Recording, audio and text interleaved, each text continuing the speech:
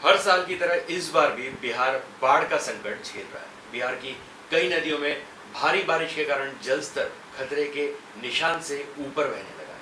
आइए जानते हैं इस बाढ़ के कारणों के बारे में विस्तार से। भारत के विभिन्न राज्यों में इस वक्त भारी बारिश के कारण बाढ़ की स्थिति बनी हुई है। हर साल बारिश के सीजन में बिहार भी चर्चा में आ जाता है। कोसी समेत विभिन्न नदियां उफान पर हैं, जिस कारण बिहार के कई जिलों में बाढ़ का संकट बढ़ रहा है। लेकिन क्या आपको पता है कि बिहार में इतनी ज्यादा बाढ़ क्यों आती है? क्या ये सिर्फ बारिश के कारण होता है, या बिहार की बाढ़ का कनेक्शन हर बार नेपाल से क्यों जोड़ा जाता है? आइए जानते हैं सभी सवालों के जवाब इस एक्सप्लेनर के माध्यम से। अब जानेंगे बिहार में क्या है बाढ़ का। बिहार आपदा विभाग के मुताबिक बिहार भारत का सर्वाधिक बाढ़ग्रस्त क्षेत्र है।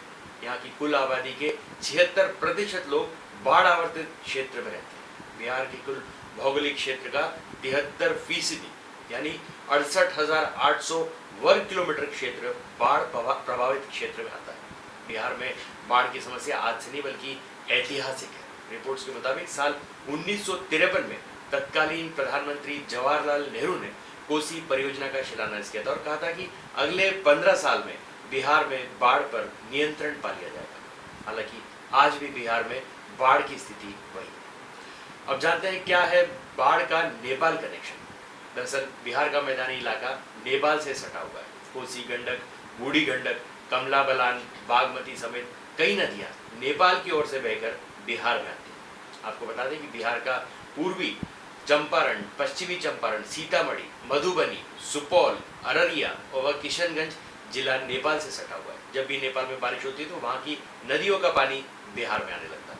आपको बता दें कि नेपाल की 7 नदियां कोसी में मिलती हैं, जो बिहार में हर साल भारी बाढ़ और भारी तबाही लेकर आती है। इसलिए कोसी को बिहार का शोक भी कहते हैं। बड़े बांध का न होना बाढ़ की वजह बिहार सरकार के मंत्रियों समेत कई जानकारों का मानना है कि नेपाल में जब तक कोसी नदी पर हाई डैम नहीं बनता तब तक बिहार में बाढ़ की समस्या जारी है। भारत और नेपाल के बीच इसे लेकर कई दौर की बातचीत हुई, लेकिन कोई फैसला नहीं हो पाया।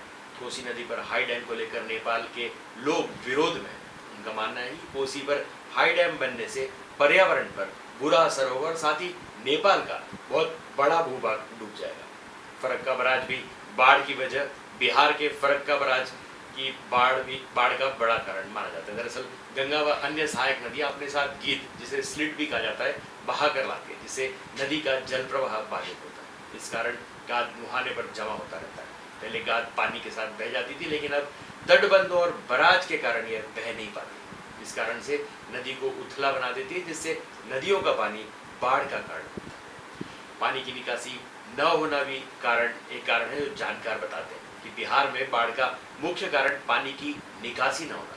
जानकारी के मुताबिक कोसी नदी पहले से ही अलग अलग धाराओं में बहती थी, लेकिन इसे तटबंधों से बांधने की कोशिश की गई। मिट्टी के से बने बांध आसानी से टूट जाते हैं। ऐसे में इनसे निकलने वाला पानी और खतरनाक हो जाता है। पहले भी आसानी से निकल जाता था, लेकिन बांध के कारण अब ये और प्रलयकारी हो गया। गलों की कटाई से बाढ़ बड़ी रिपोर्ट्स बताती हैं कि नेपाल में पत्थरों के उत्खनन व खेती के लिए जंगलों की अंधाधुंध कटाई, इसका घाटा ये हुआ है कि बारिश का पानी रुकने की जगह तेजी से नीचे की ओर आ जाता है। इस कारण बिहार में आने वाली नदियां उफान पर आ जाती हैं और बिहार में बड़ी बाढ़ लाती है। इसके अलावा नदी किनारे लोगों का रहना और जागरूकता की कमी बाढ़ के नुकसान को और ज्यादा बढ़ाती है। तो आज के लिए बस इतना ही। तब तक के लिए हंसते रहें, मुस्कुराते रहें, स्वस्थ रहें, व्यस्त रहें और मस्त रहें। जी हाँ, चैनल को भी जरूर सब्सक्राइब करें।